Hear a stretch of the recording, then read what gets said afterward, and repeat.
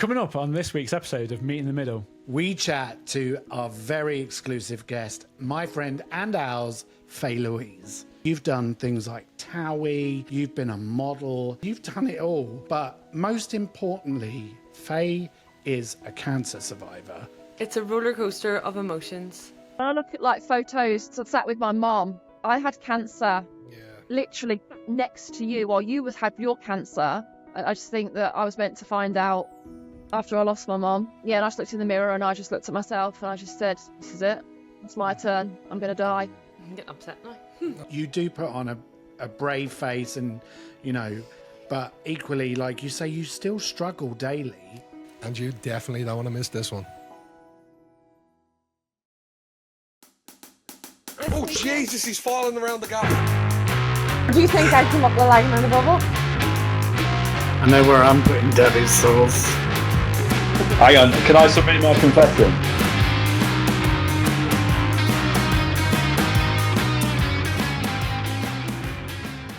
Hello, darlings. It's episode 40 of Meet in the Middle. Thank you for joining us again. Now, we're doing a little bit of a special episode this week. So, obviously, you know, you've got me, James, Rachel, and Jake from all different corners of the UK and Ireland. And we know we have a laugh and a joke, and we talk about pop culture and comedy and all sorts. But part of the name of being Meet in the Middle is we want to kind of get to the middle, the meaty bit. So we want to kind of introduce you to people that, you know, have a story to tell. And we are delighted this week to introduce you to a very good friend of mine and now ours, Faye Louise. Faye, welcome to Meet in the Middle. How are you doing? I'm all right. I'm excited. So for those that don't know who Faye is, I met Faye back in 2016. So it's been like 9 years, Faye. Has it been that long? It's been that long. Yes, it has. Feels like a prison sentence. Well, some might say that it is. But yeah, we met, didn't we? We met when a friend of mine was in Big Brother 17.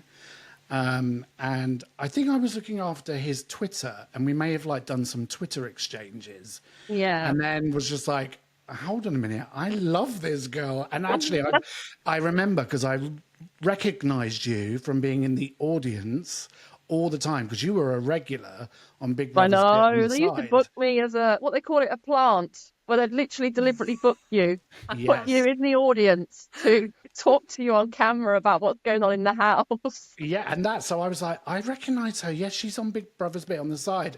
And then we just hit it off. And I think we even went to a recording of Big Brother's Bit on the Side, and you picked me up in your gorgeous little car, which is one of your loves. My always little shoe. clean and spotless, and always playing the tunes. And yeah, so I think like we're two peas in a pod. We like the same music. We like the same kind of TV shows. I think we've got the same sense of humour. And you came to my leaving do as well when I moved to Houston. I know. I didn't get an invite to your place in America, though, did I? What's that all about? Oh, you would have been more than welcome to have come out. I'm sorry. But yeah, Faye has done loads. So obviously we met during Big Brother, but you've done things like TOWIE, you've been a model, you've mingled with celebs. I mean, you've done it all. But most importantly, to our listeners, Faye is a cancer survivor. And, you know, we want to kind of introduce people to you and find out about your story and where, like, the modeling and the TV, but also, like, for you to kind of really tell your story about the cancer and help to raise some awareness about that. Yeah. So why don't we kick off then by talking about your early career? You used to model, and you used to model for like magazines like Nuts and Zoo and Loaded. What got you started in modeling? Like, how did that happen? I was actually working in a nightclub. Okay. And I used to be like the promo girl on the door or trying to get people to come in. And the manager there just said to me, like, have you ever thought about modeling? And I just laughed at him like, what? Me? No, don't be silly. And he was like, no, honestly. And then I thought about it. And then my dad took me to London for this portfolio shoot, which he paid like £300 for, bless him. And it just went from there. Like I joined all these like Net Model back in the day, like Net Model forums and Model Mayhem and just platforms like that. Started off in fashion, but there wasn't really anything going on in fashion. And I just wanted to, I got the feeling that I wanted to vamp it up a little bit. I just put myself on the Nuts website, on the Nuts forum, like getting involved, introducing myself. And they said like, we'd love to have you as one of our real girls. And I did a lot for them. And I love Nuts. I was so sad when it closed down. Bloody feminists everywhere. So when was this? Like what kind of like time was this? Like early 2000s? I was like 18, 90s? 19 years old. Okay. Wow. And did you used to have a nickname? I did. Cece. How did that come about? Where did that? It's like they're all like Cece says to me is like Cece Bloom from Beaches. You gotta give a little. I was thinking of emails. So obviously, like I did a lot of the Max Power shows and the car shows around the UK. Right. And I'd always wanted the 206 CC, the Peugeot car. So because I was in with the Max Power and the car scene, I thought, you know what? I can have like a modelling stage name, CC. So that's what I did for quite a few years. Yeah. Until I grew up and then thought, let's just use my real name. CC on its own it's a nice name. CC. Yeah, Jake, you go red. You know, my first car was actually a Peugeot 206, not the CC one though, just the normal one. Yeah, my friend used to have them all vamped up with a big exhaust and God knows what when we were younger. And the 106. You used to take the black box off and it used to sound terrible, but, you know. Mine was a Fiat Cinquecento. So I would have been called Cinquecento. That's a washing machine on wheels, Danny. I just had a clapped out Skoda. It got you from A to B, the main thing. Yeah. That's it. At least it wasn't a Nova. I mean, you know, that was like the worst of the cars back in the day, wasn't it? A Vauxhall Nova? Yeah. Yeah, Nova, yeah. My dad used to race them. Well, Danny obviously mentioned the modelling career that you had, and obviously that opened doors, and he mentioned that he met you on Big Brother's Bit on the Side as well. And we also know we've done the research and we knew you were an extra on Towie as well. Was there any other TV... that was fun. Can you tell us any stories about that or any stories of other TV work that you did? Real. Oh, is it not? Oh, it's not real. Is this an exclusive meet in the middle? The days on Towie were very long. So we'd arrive sometimes at like, we're doing like filming, we'd have like 12, 13 hours there and you get a couple of drinks tokens throughout the whole day. Yeah, it would just be like Fern and Charlie, them sort of episodes, they would argue and then they'd be like, cut, you need to just shout a little bit louder for us there. Just, cry a little bit more there. And I was like, okay, this isn't real. But yeah, super, super long days there. And I actually jacked it in because one of the extra girls, she collapsed on the set. No. And she actually collapsed and the ambulance had to come and take her away. And I was just like, do you know what? No, this really isn't worth it anymore. Wow. No. Especially when it comes to like your own health being put at risk for for those long hours. Yeah. I mean, I think I did series 12, I think. And I did the Towie Dance Anthems advert. But we used to go all over the place. Like, they'd have, like, these secret locations. The coach would pick us up from Sugar Hut, take us all out into the middle of nowhere sometimes. And that's it. Like, you can't pop out to get food because there isn't anywhere around because you're in a big field or a big mansion somewhere. Yeah. And, yeah. Did you get to meet Mick, the owner of the Sugar Hut? No, I didn't meet him. No. No, I met Arj, Gemma. Gemma, New York, Paris, Milan. I'm claustrophobic, Darren. Miss Collins. I met Miss Collins. Coming at that exit. What did you say about the exit in Big Brother?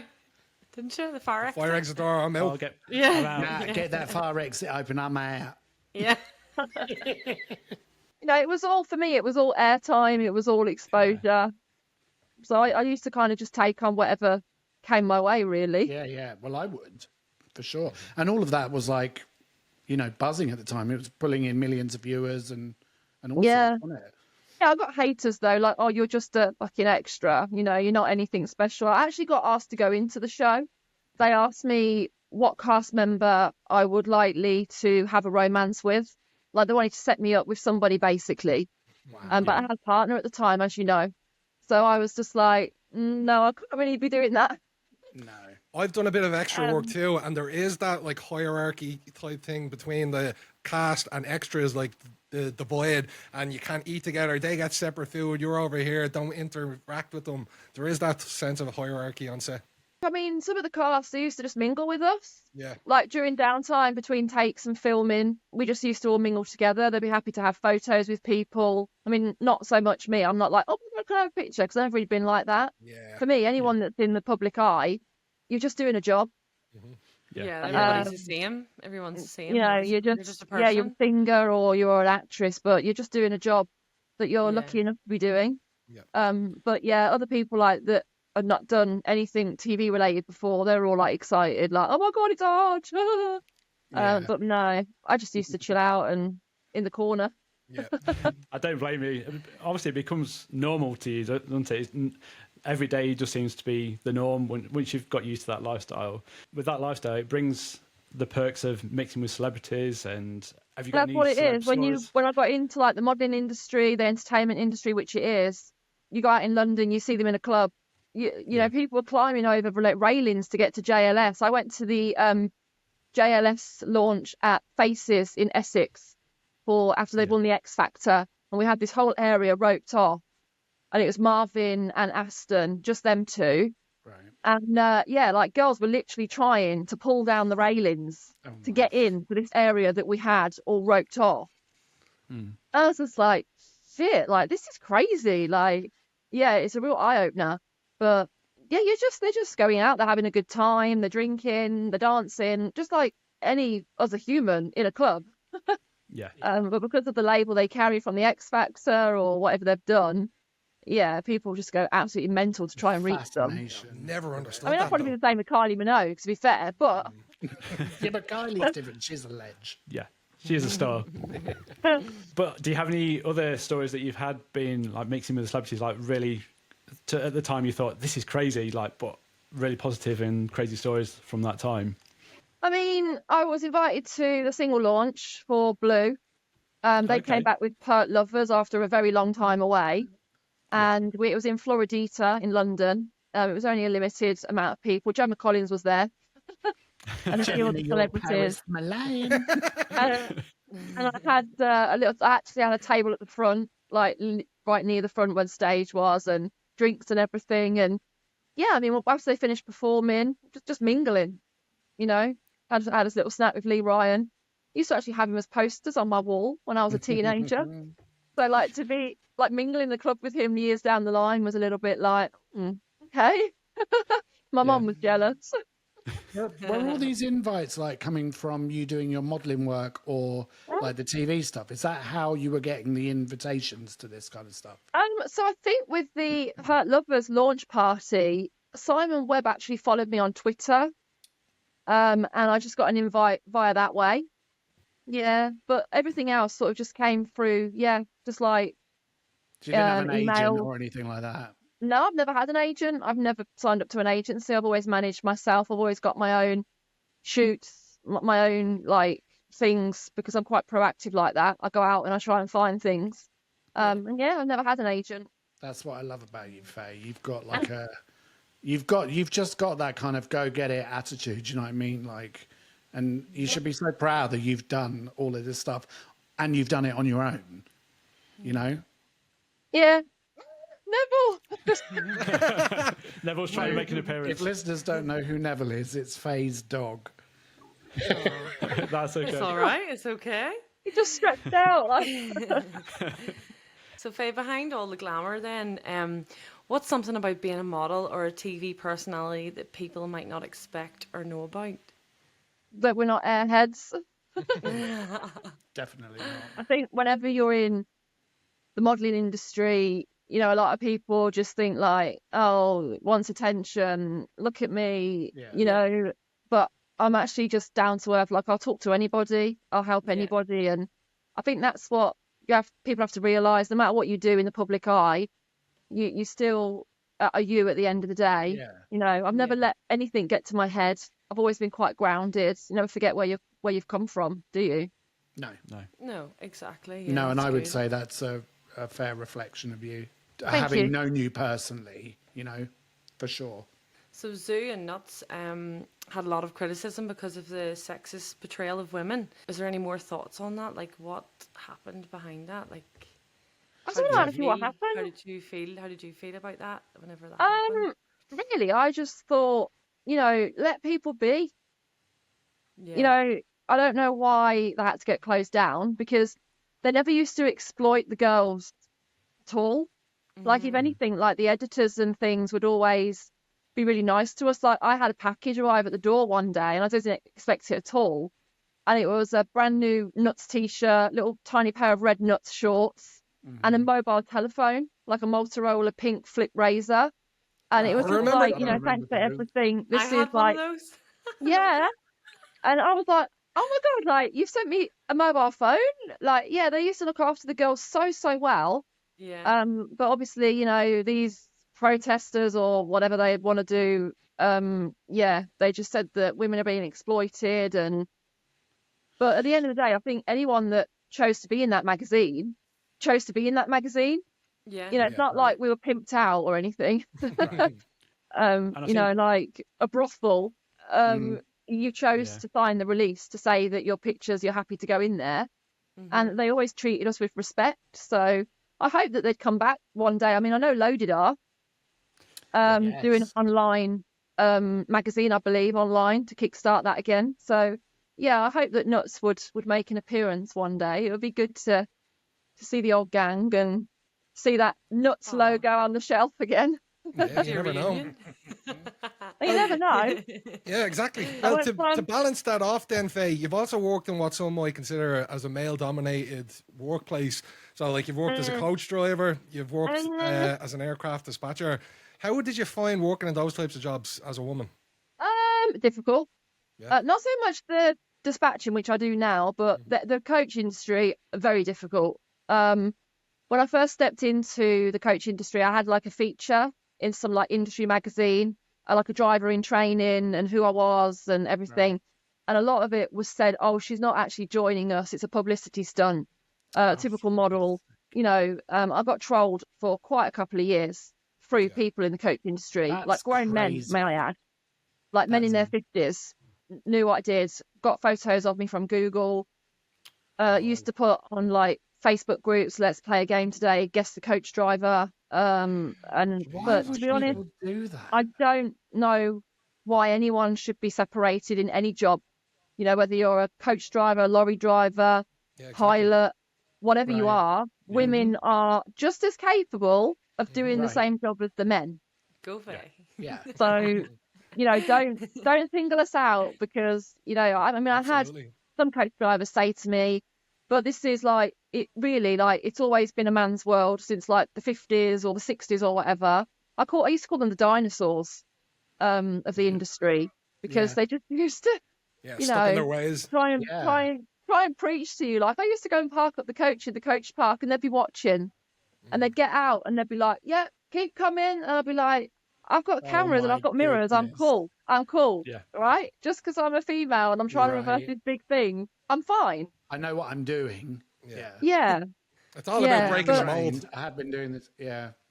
But as a dispatcher, I mean, there's quite a few women that do it as well in Gatwick. It's very mixed environment there of men and women, and I love it. One thing I have to ask about the dispatching, because I'd love to have a pair of them. Do you have the lightsabers? Yes. No, that's not me. That's not me. Oh, dispatcher. No. What does a dispatcher do? So as soon as the airplane gets on the gate, I'm in charge of that aircraft. Like, I'm the ground manager for the aircraft. Oh, So we get the Okay. passengers off. We give the list to the crew of like passengers that are going to go out.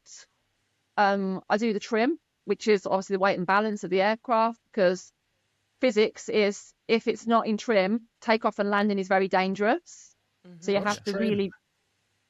So basically, a trim is the balancing of the aircraft, like a safety limit. oh, okay. Aren't the So- wings that make it balance? No, it's No, would be the so weight within you it. know, Weight. Donna.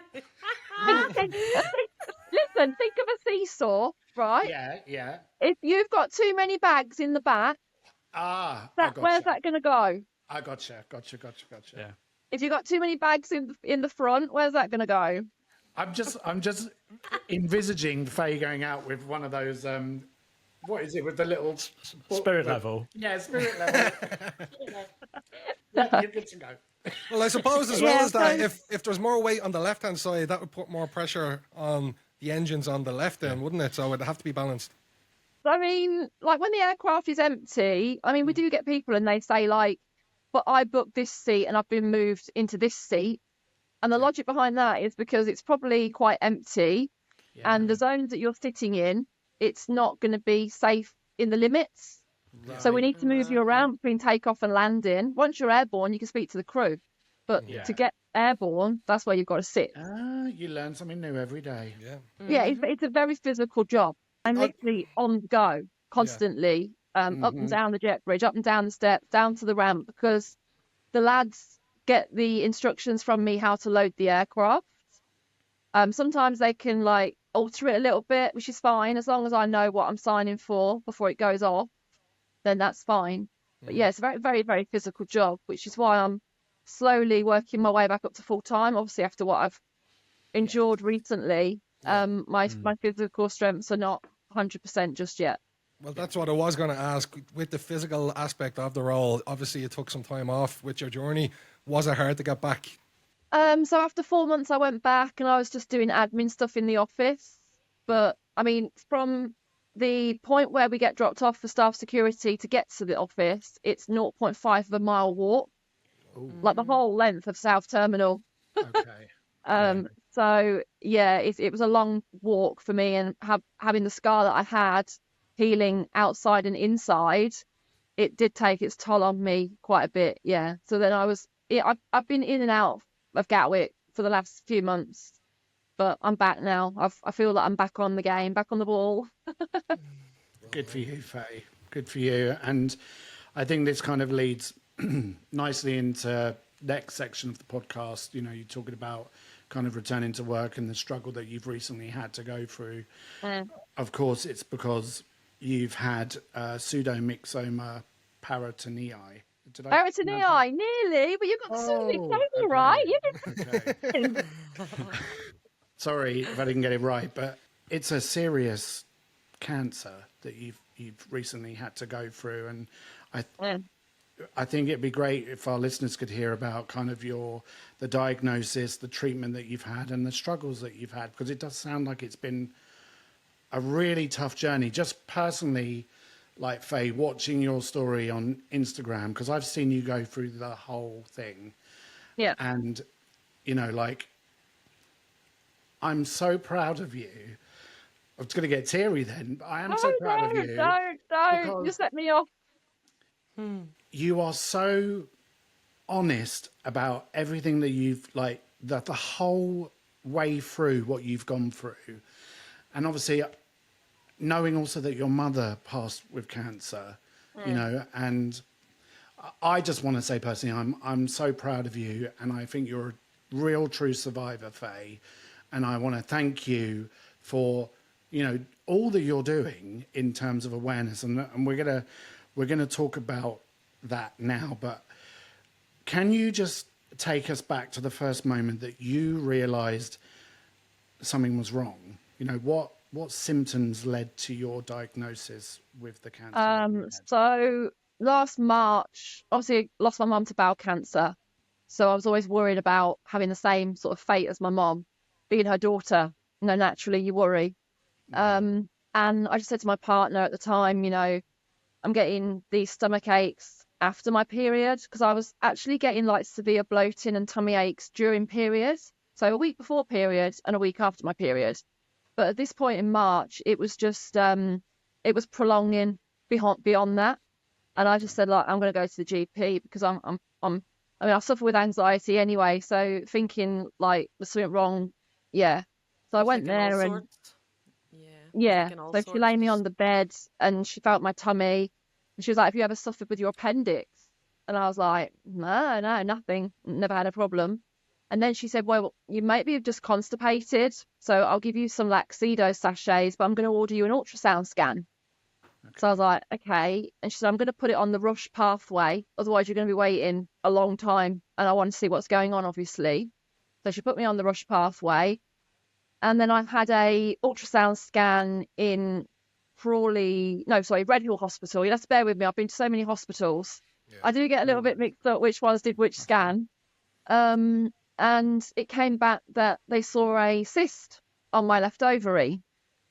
So I was like, does it look like cancer or whatever? And she was like, no, it's just fluid, like a big fluid-filled cyst. So it's going to be an operation, obviously, to get that out. And it turned out that I had to have open surgery for that one, like a mini laparotomy where they cut like bikini line. I was terrified because I've never been under in 38 years of my life. I managed to escape going in an operating room.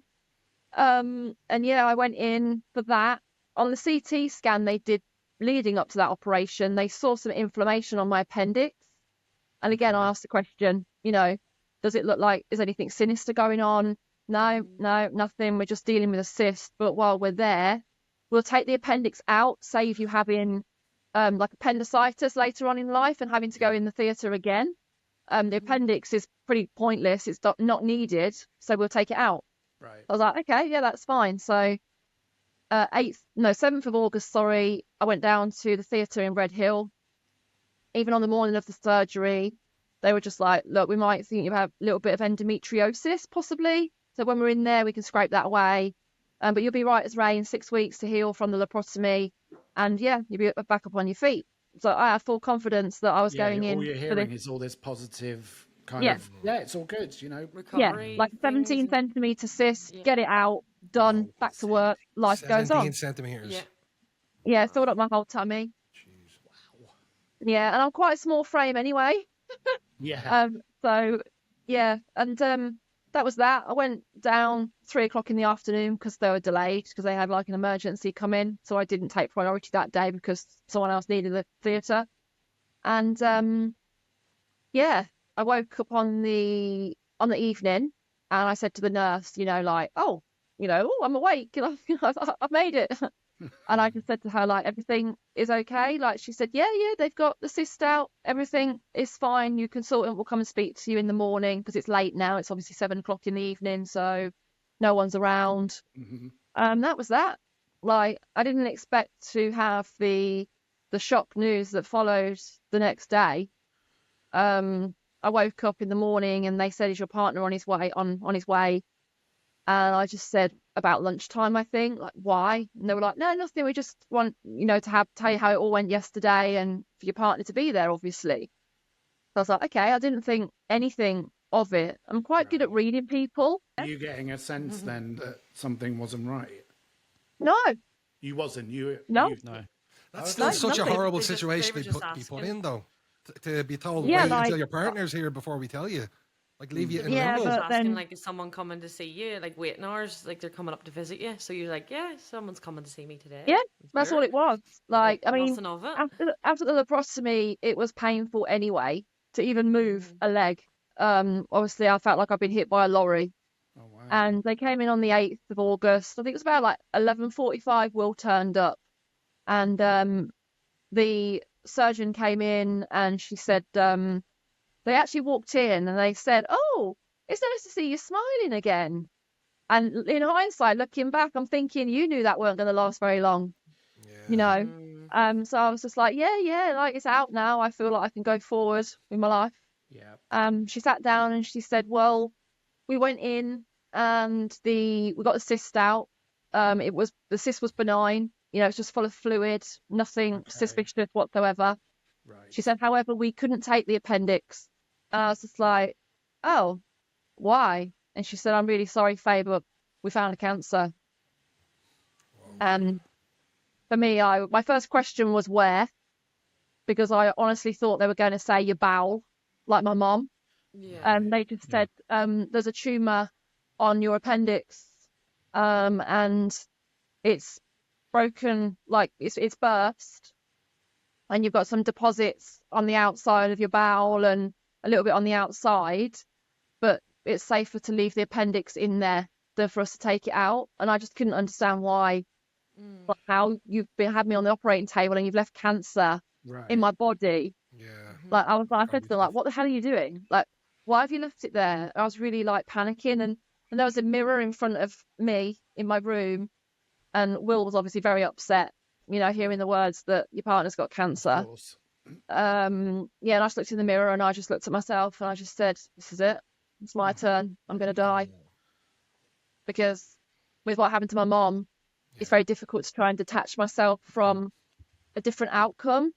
Yeah. And they just said, like, we've biopsied it, that we'll leave you with the Macmillan nurse. I didn't even see the Macmillan nurse actually walk in the room when they all came in together. I didn't even know until she told me that. And I looked at her lanyard and I was like, oh, right, okay, this is real.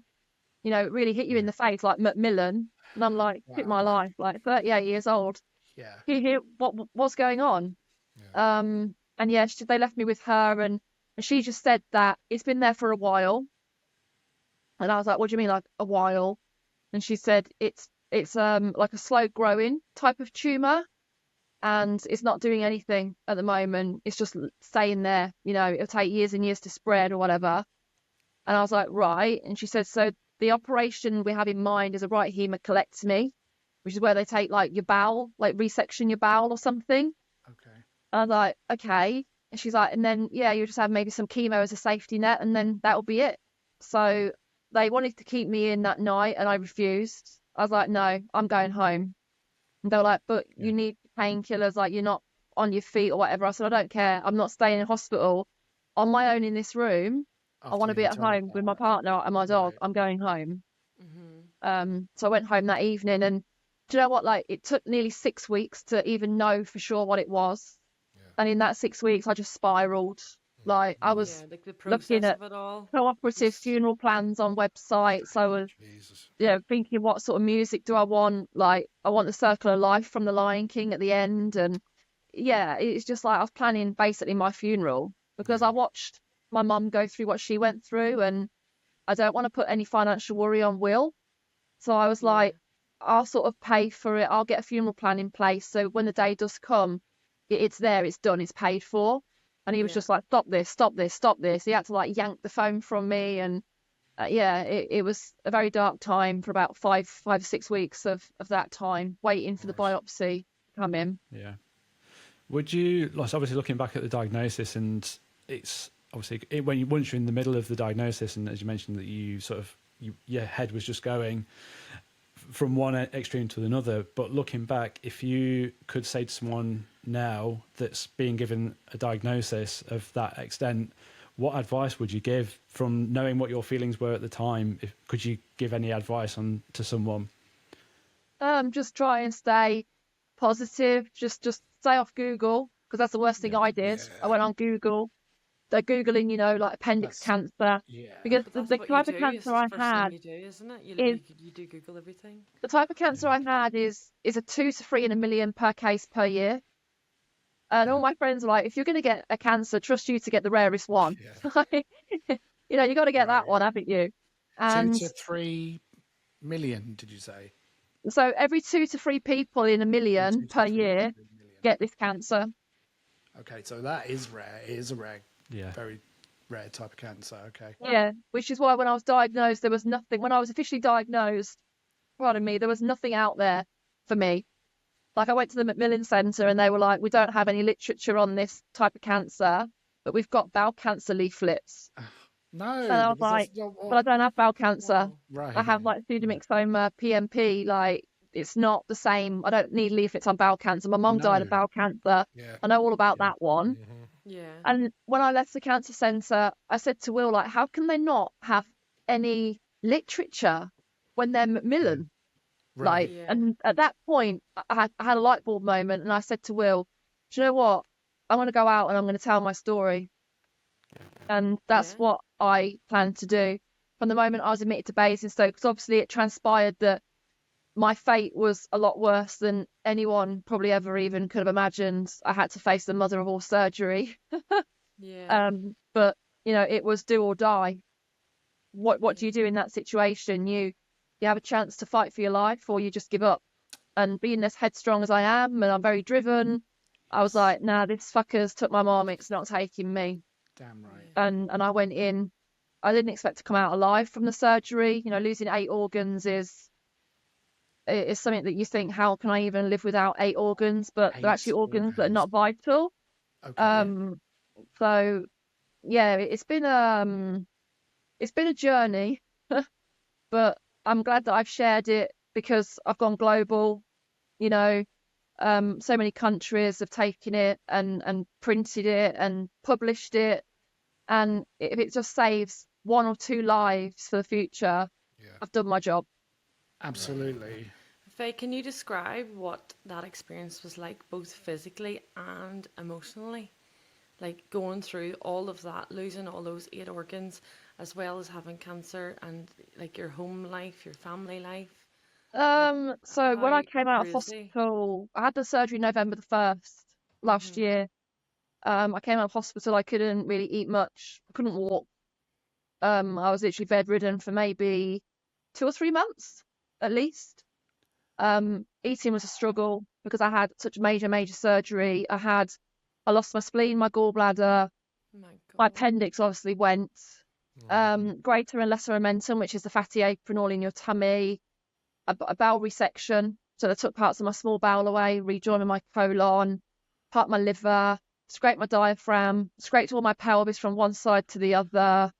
And then blasted me with 110 Fahrenheit of chemotherapy while I was on the table. And that's done while it's open. While I was open, so it's called HIPEC. So it's like, but they call it the magic potion of this type of peritoneal cancer.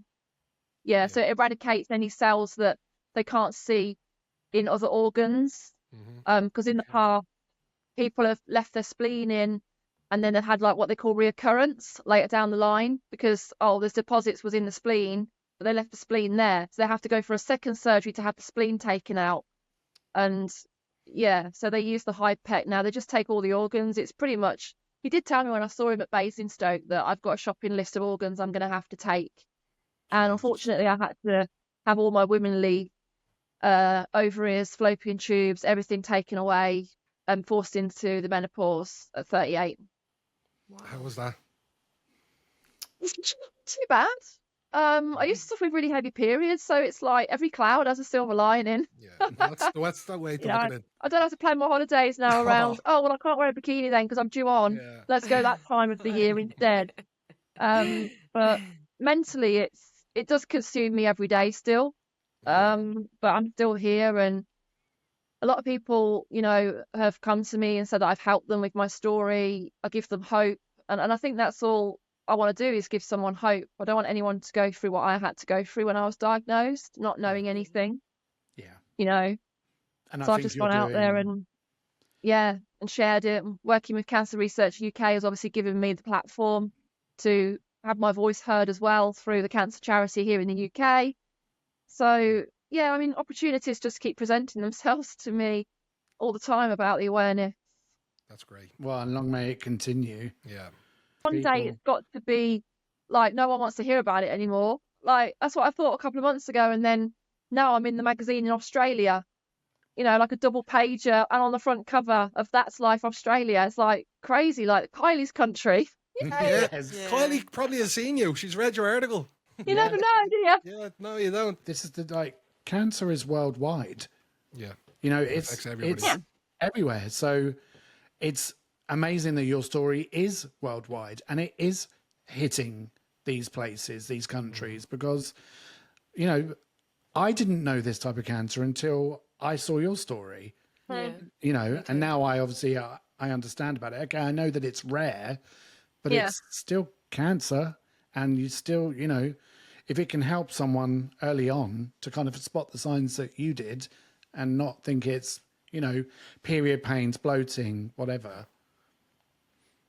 Sorry, I just wanted to. Well, I had it. They told me when I actually went to Basingstoke, because they're the specialists for this type of cancer, that I had it for 5 years. 5 years. Because I'm what they call low grade.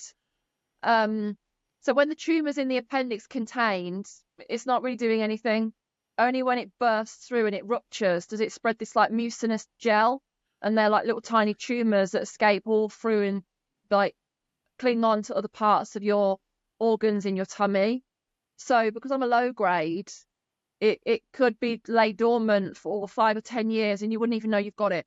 So you wouldn't have even been able to recognise when that had burst, because you was just the same pain you may have been experiencing, or put down to bloating or period pain or whatever. That's crazy, because women go through like bloating and period pain, and like you just don't know. That's mental. And it's crazy as well. When I look at like photos, so I sat with my mom, like I'm just thinking like I had cancer literally next to you, or you had your cancer. Your daughter had cancer, and like I'm glad that I didn't find it before my mum passed away, because I don't think I could have like said to my mum, you know, I've been told I've got cancer now. That would have just probably tipped my mum over the edge. So I think everything happens for a reason, like with timings and things. And I just think that I was meant to find out after I lost my mum. Crazy. I'm getting upset now. Oh. It's hard. It is really difficult to hear, you know. Yeah, but and I'm here. I know, and exactly. And you do put on a brave face, and you know, but equally, like you say, you still struggle daily. You know, mentally, it's fucking hard. I mean, I can't, you know, I can't even begin to imagine how it feels. I've got scans for 20 years. With the type of cancer I've got, I'm monitored for 20 years. Like most people with cancer would have 5-year remission, but me it's 20. And that mentally messes you up in the head, I'll tell you that now. Like you think like I'm going to reach 59 before I hear the words, you're just discharged, ring the bell. You know, I've got to live every year. You know, I try and be positive, but then I just know that one scan could change my life again, and I don't know how I'd cope with that. Well, look, you're heading in the right direction, Faye. Like, even going back to the surgery, I know you had to relearn how to walk again. And look at you now, you're back working, doing your 0.5 in Gatwick. So, like, what was that recovery process like on learning how to walk? Was it, like, emotionally draining?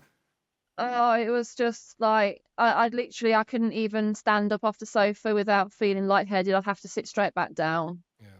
I couldn't straighten up because obviously I've got a scar literally from here to here. And I just couldn't even straighten up. I had no core strength whatsoever. My whole body was just shattered beyond anything unimaginable you could think of. My partner did everything, bless him, cooking, cleaning, driving me out in the car, even for a little bit of fresh air, just so I could get a change of scenery. But I lost 10 kilograms in weight after the surgery. So I was 65 kilos when I went in, and I came out 53.8. So that was 10 kilos of organs that they removed? No, muscle mass. Oh, muscle. Organ weight. Obviously, when I got out from the theatre, I was on TPN for 4 days. I couldn't eat, like, physically. So I was just fed through. TPN, Faye?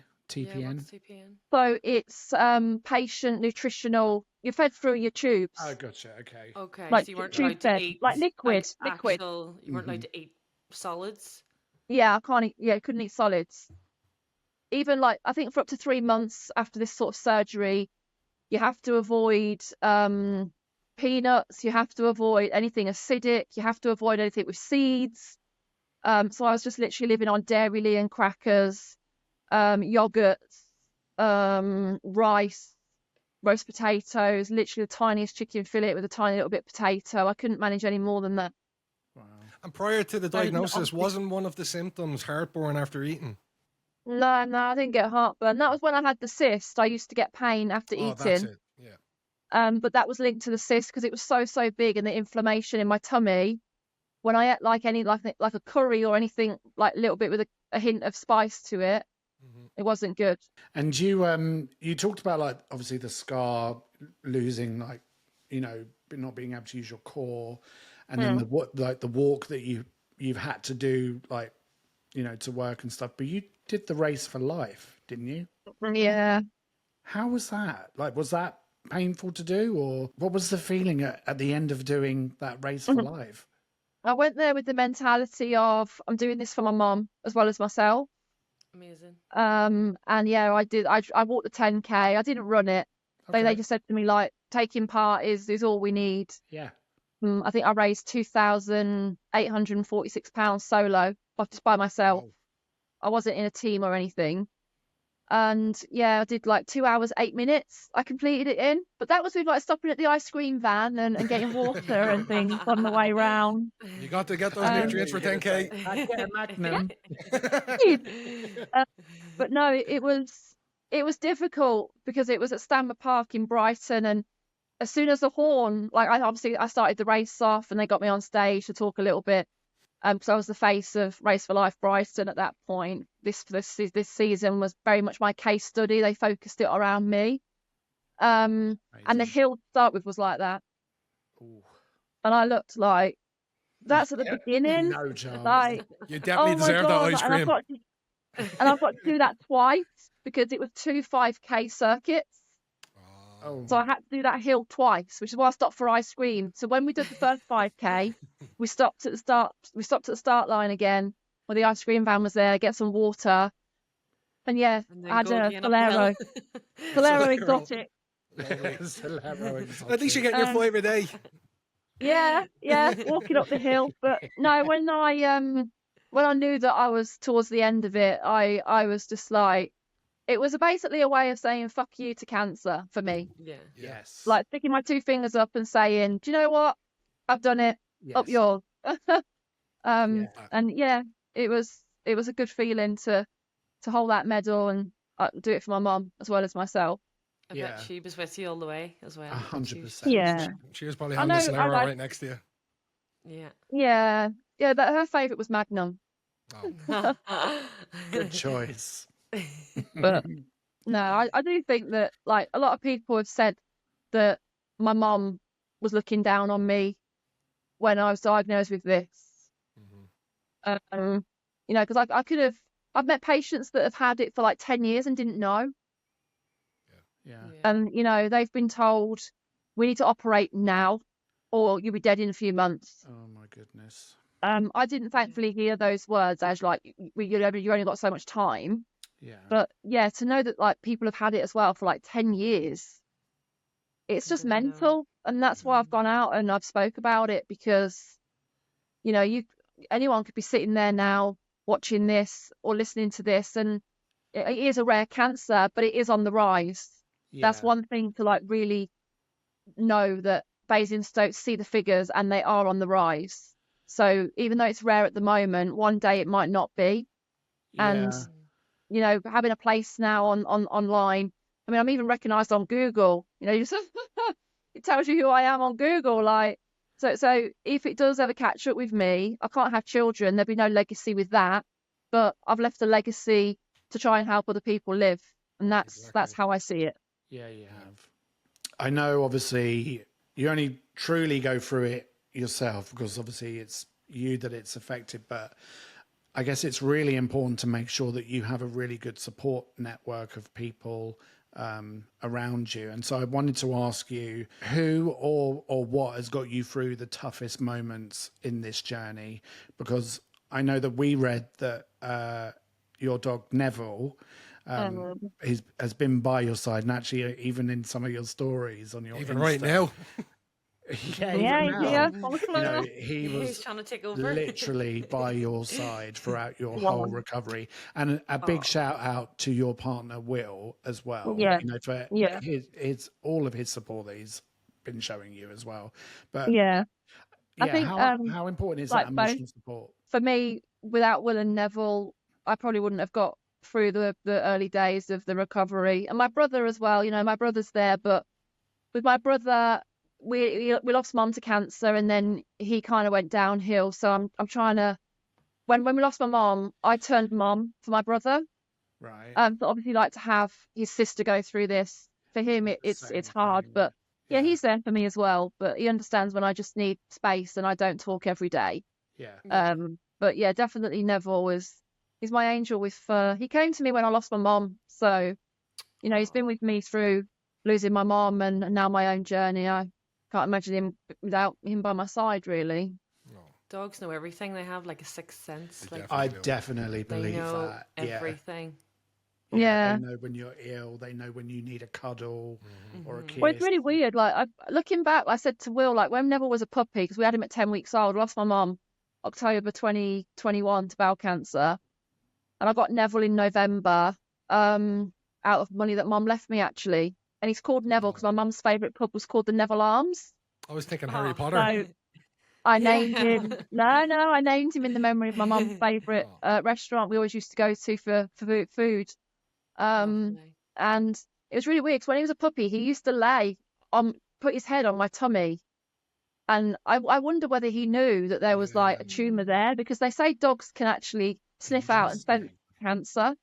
Yeah, no, I've heard that too. Or even emotional support dogs, they can sense when a diabetic's insulin is dropping below, and they can give you the warning before you go into a seizure. So yeah, they definitely have a sixth sense. But when I came out of hospital, like, he didn't jump. He didn't want to jump up me like frantically, like he had like before I went into hospital. So he knew that something's not right here. Yeah, it's fragile.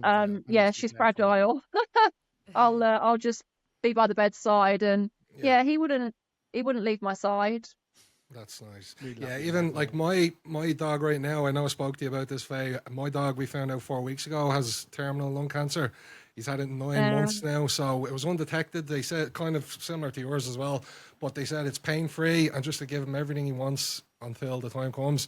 But my brother's dog, she's a German Shepherd, and she just sits right by him. She knows too, where before, like, they'd walk together, they'd play together, but now she's looking after him and sleeping by him. Yeah, they do know. Yeah. But yeah, he's helped me through. Look at his face, and I'm just like, gotta be here for. Look him now. Gotta be here for him. Gotta be here for Neville. So Faye, this is the last sort of section that we're going to talk about. It's sort of recovery and future.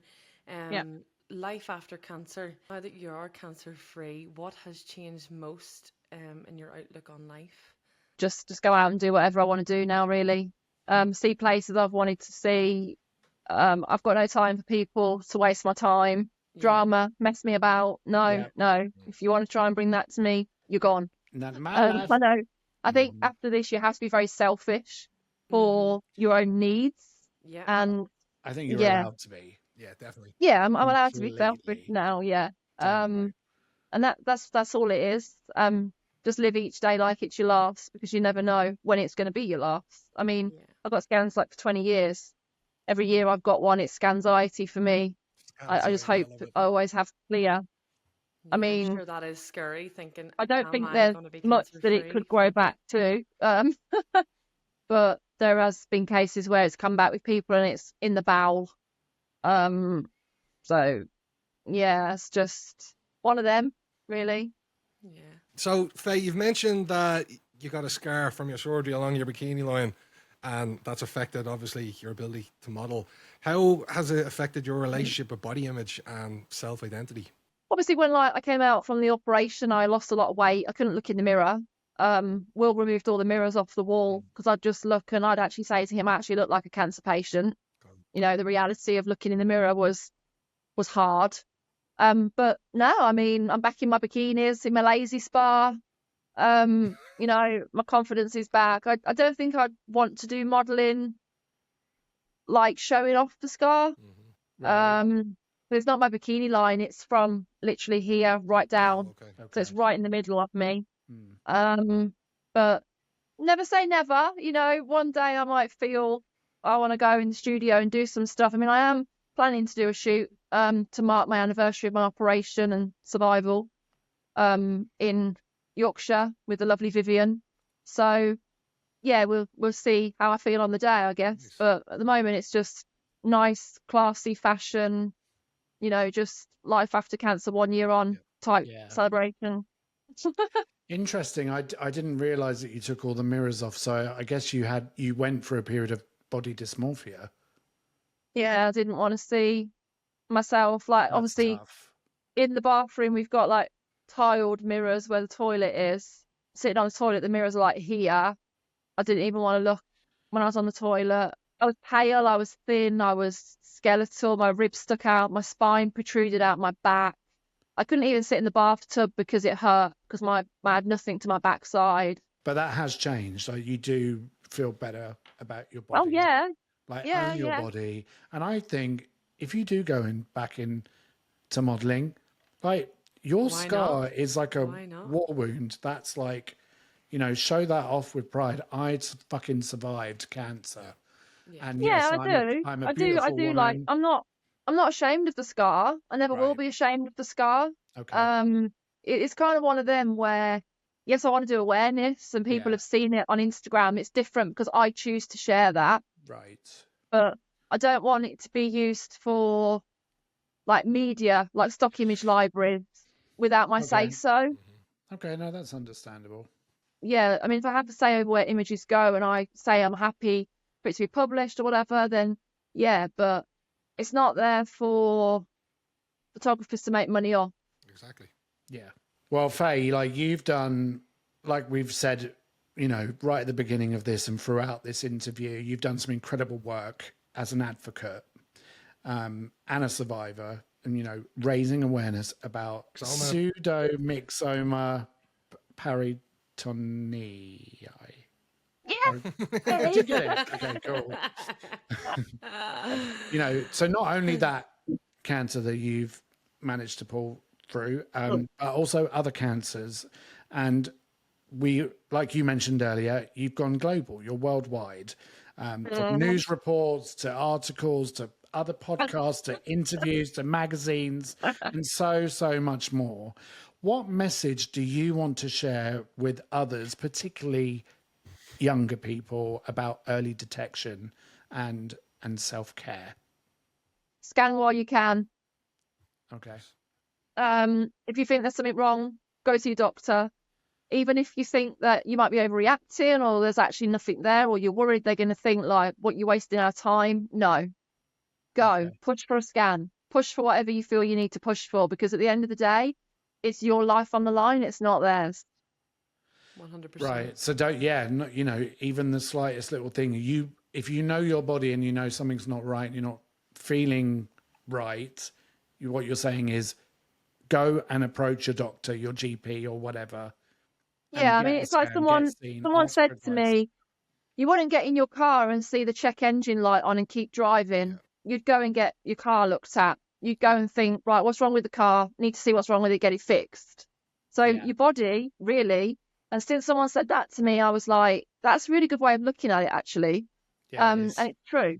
Like, you wouldn't ignore your engine light on your car because your car's your baby. So, you know, just treat your body like it's your temple. Yeah. Because it is. Something like, you know, go for a yearly checkup, go for your yearly MOT, you know. Yeah. And people say that about smear tests as well. Like, go for your smear tests for girls, you know. Yeah. Some girls really don't want to do it, and like, they should. They really, really should. Yeah, I won't be able to have them anymore because I don't have a cervix, because everything has been taken away. It was a case of, if we don't take it, you're a ticking time bomb.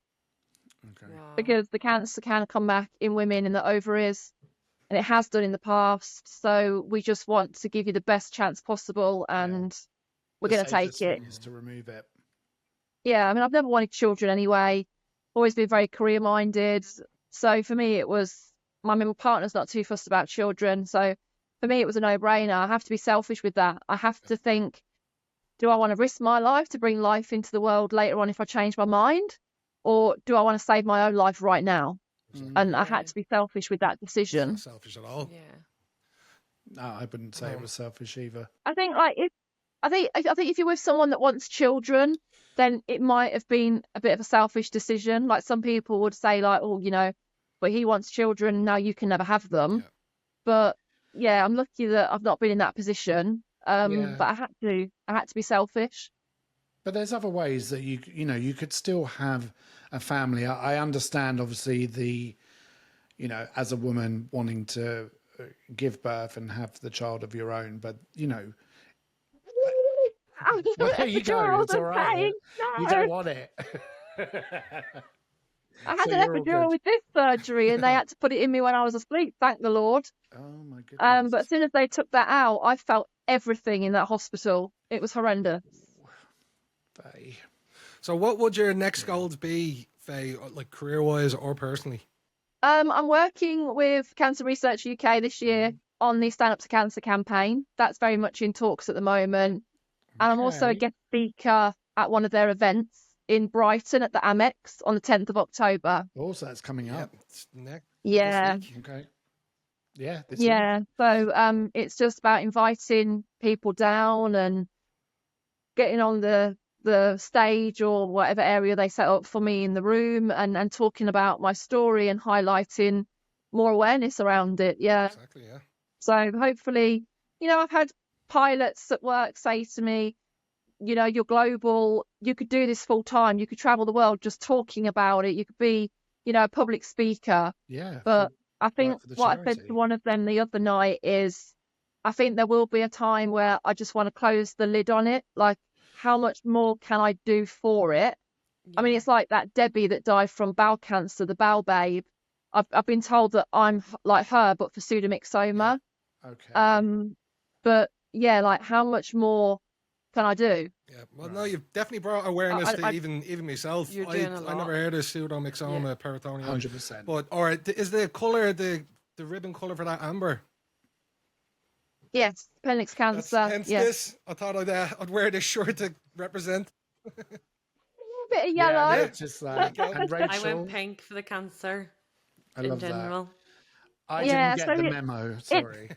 It's a bit of a weird one. It is appendix cancer, but it's not appendix cancer primary, which is why I'm in a better position than someone that's got actual cancer, if you like, because my one doesn't spread through your bloods or your lymph nodes. Okay. It just stays localized in the tummy, which is why they have this major surgery to target it. Whereas other cancers, like appendix cancer primary, does spread through your lymph nodes and your blood. Mm-hmm. Yeah. So you haven't got much of a good chance with appendix cancer primary, but with pseudomyxoma, it honestly, it's so weird to get your head around. Like, sat in Basingstoke and I was like, but I had a tumour on my appendix, that's appendix cancer. Right. And he's like, no, it's a tumour that's burst and become pseudomyxoma. They're different. Okay. It's the way it's spread. Yeah. And I'm like, but no, because it started in the appendix. Right. So yeah, it's a really, really bizarre cancer to get your head around. But that's why you have low grade and you have high grade. Okay. But high graders, there's survivors of high graders out there, 10 years, 12 years. Go on, survivors. You just can never tell. Well, just to finish us off, Faye, what advice would you give to someone listening who may be going through a rough time, and whether it's related to health or anything life challenging? Would you give someone some advice? Just reach out. I mean, don't go on Google. Yes. I've always said on all of my social posts, if you need to message me or even ask me, even if it's a completely different type of cancer, I think the one thing we all have in common is the fear. Like, right. That doesn't change. Like, you could have bowel cancer, breast cancer, pseudomyxoma, but we all have in common the fear, right, and the turmoil that you go through when you hear those words. Mm-hmm. So, yeah, I'm always there for people if they want to talk to me. I've had people say, I don't want to bother you because I don't want to bring things like to the surface again or make you feel like upset. But my story's out there and it follows me now. It's part of who I am, and it's what I've decided to go out and do it. So if anyone needs support, just reach out. Obviously, you've got Macmillan and you've got Cancer Research UK. They also help with support, financial support, or just emotional support. But yeah, just know that you're not alone in any of it, really. Yeah, and I think that's important to know, that there's all of these different channels for people to reach out, like you said, including people like yourself, people that have felt that fear, that are feeling the exact same way that maybe you're feeling, who better to kind of pull you out of that place, and maybe someone that can, you know, tell you about their experience and kind of help you along in that journey. But also, most importantly, those charities that exist as well. You've also got time to talk. Like I think it's like a mental health charity where you can text if you don't want to talk on the phone.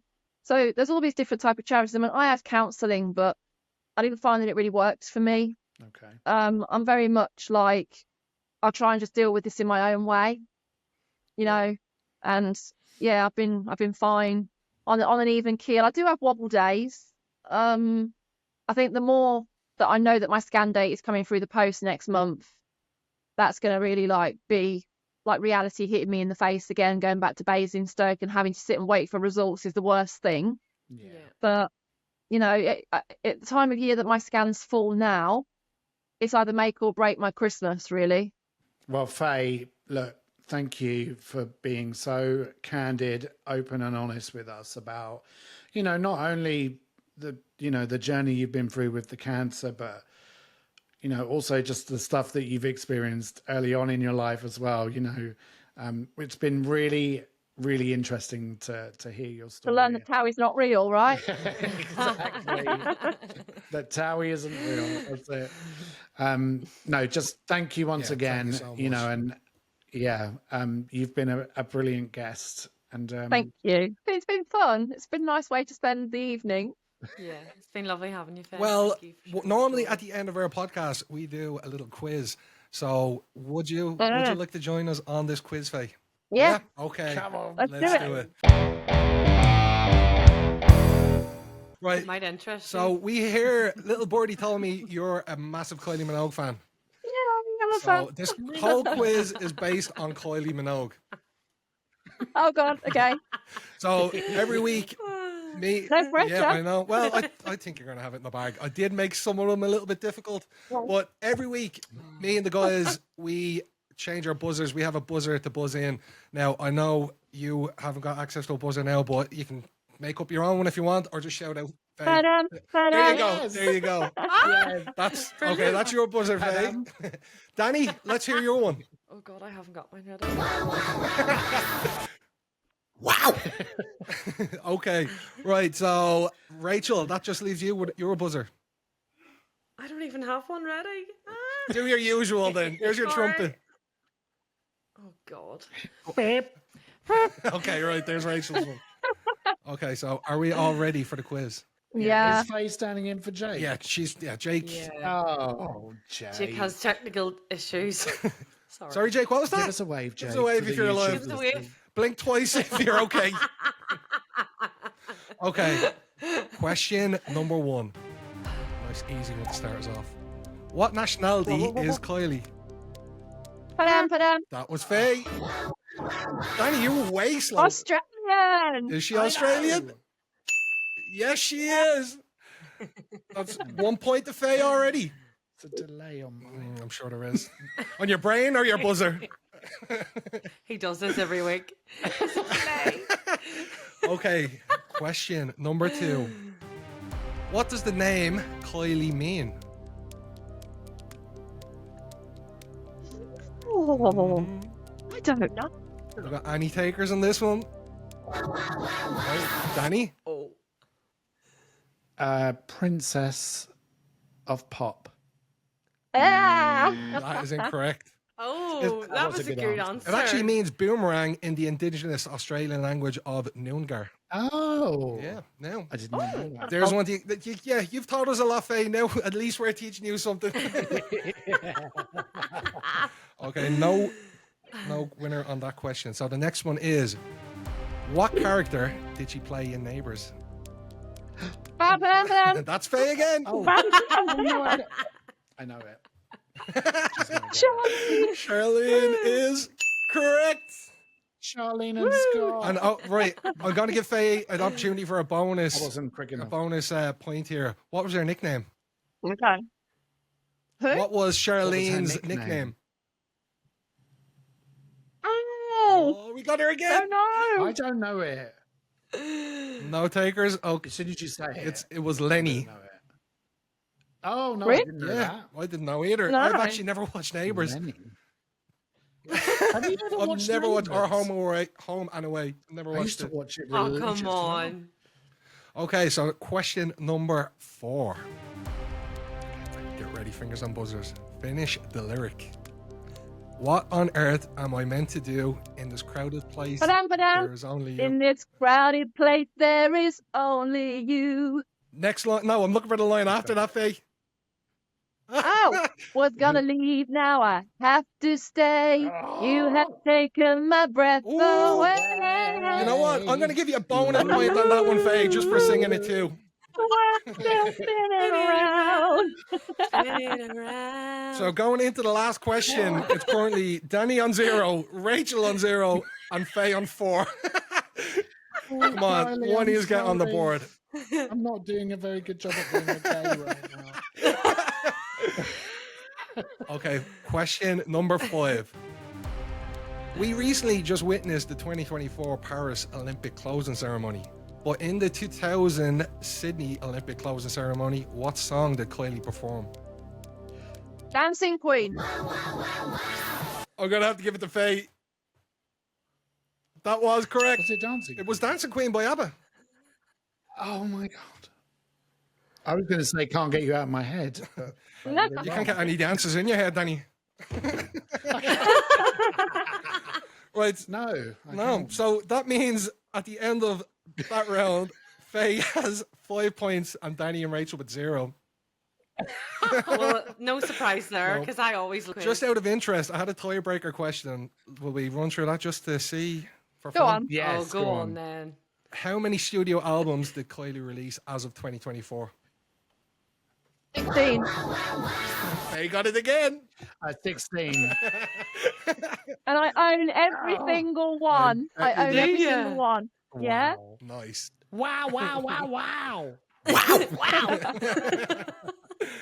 They take the piss out of me because I went wow. Wow. And now it's everything is wow, wow. So yeah, that ended up with Well 5 done, points to Faye. Faye and You 0 didn't for you fail, to Kylie. No, you did really well. Well Yeah. done, I can Faye. feel the tension between Danny losing. Oh, Tension, yes. Is that her latest album, Tension? The latest one, yeah. Yeah. You're not getting a point for I that, thought you Danny. were giving me evil. I thought you were taking the piss then. I was like, what? I actually really like that song, Tension, as well. I won't sing it, though. Yeah, go on. Go on. Is it the one that goes da da da da da da? Oh shit! Can you feel the tension? That one. No, it's Baby Break the Oh, Tension. baby, break the tension. Sorry, Kylie. I'm Oh, sorry, darling. Kylie. I went to see her in Hyde Park and she did it and she was like, I can't believe I've got 69,000 people singing it. Oh my God, touch me right there. You were right at the front as well. I saw you right at the front. I know. I had a meltdown. Amazing. She was I would've literally, done she came too. out literally like this in front of me and she's like a little Polly Pocket. I wanted to I pick her up off the stage and just put her in my Yeah, how pocket. tall is she? I Like saw her in 4'11" or Manchester. something? 5 Oh, foot. is she? Oh, Aw. Yeah. little pocket rocket. Yeah. Love you, Kylie. I was just about to say she's a pocket rocket. No, she ain't listening, but- Little Polly Pocket. Yeah. Tell the truth and shame the devil. It's time for confessionals. Oh, here We he got goes. time. You love that. You love it. Don't pretend you don't. I hate that. We got time for one love confession it. before we head off, and we just want to thank Faye again for coming along for the interview. And we thought we'd put a smile or a disgust on your face with a confessional.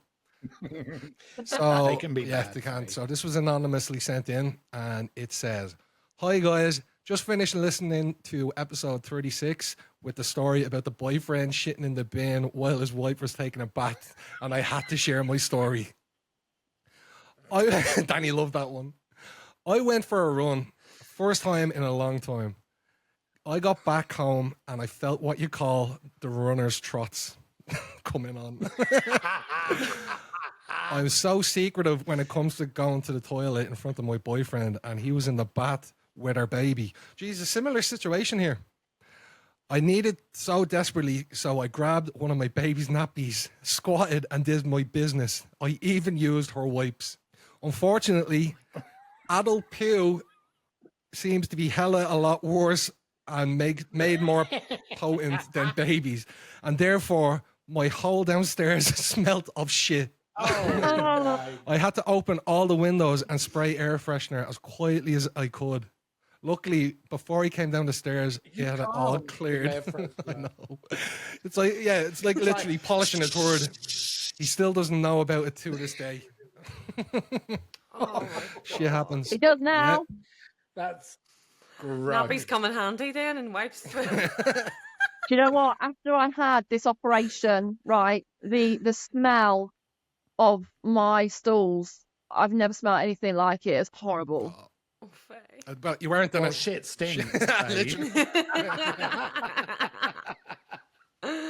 Yeah. Ew. It makes me gag. We all love a good poo story, but don't Yeah, we? Danny loves a fart one too. Danny loves a fart. Just not about to have a jacket potato, thanks. So if you have any of your confessions you want to send in to us, please do podcast.meetinthemiddle on Instagram. And while you're there, give Faye a little follow. It's Faye.LouiseUK on Instagram. Absolutely. Right, well, that wraps us up for Thanks episode again, 40. Faye. Thank you so much, Faye. That's it. Thank you very much. Thank you. It's been fun. Yeah, great fun. Yes. And definitely will arrange me to come down and get my mug. Oh, yes. Faye gets a mug. And you could too. Check out our Insta. Right, on that note, we'll see you all next week. Goodbye. Bye.